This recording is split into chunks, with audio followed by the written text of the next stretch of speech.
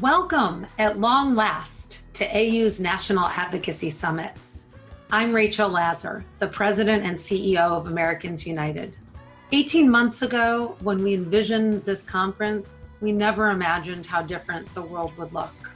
Even though I'm not able to welcome you all to Washington, D.C. in person, I'm so excited to have the opportunity to bring hundreds of us together across the country for 2 days of learning, of connecting, and making some noise about church-state separation, which is so important, especially right now.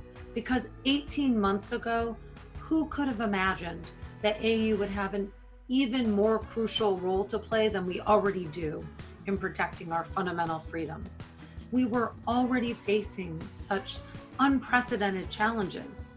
We are fighting forces that want to turn America into a country where we could be turned away from our doctor, our dream job, our local taxpayer-funded foster care agency, just because we don't pass their religious litmus test.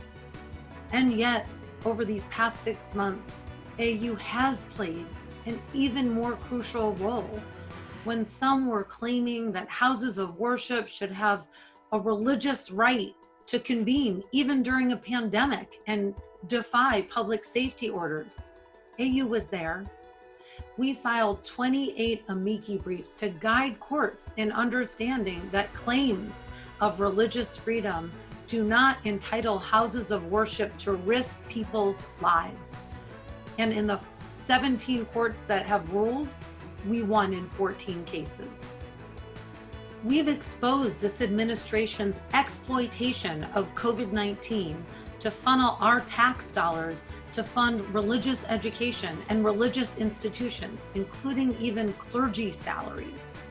And we've called out Trump's racist actions that he disguises in the cloak of religion for what they are: white Christian nationalism. Who could forget when the government tear gassed so many peaceful protesters who were rightly outraged about the murder of George Floyd, just so that the president could clear a path to walk for a photo op and take a picture in front of a nearby church? You know why you're here. We're coming together to save our democracy. We're here because we know that our Constitution promises each and every one of us the right to practice whatever religion we choose, or no religion, so long as we don't harm others. And we know that it's our right, our duty, to fight for this country to attain its promises. A country where a grandfather from Nigeria can visit his newborn granddaughter in Nebraska without fear of religious persecution at the border. A country where non-religious people can serve openly and proudly at every level of government in California and in Alabama. A country where a trans teen in Chicago can go to school during the day and access the shelter she needs at night, knowing she'll be safe and welcome.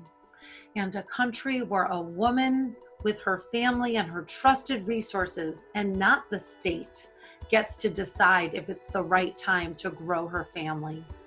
Because that is what real religious freedom looks like.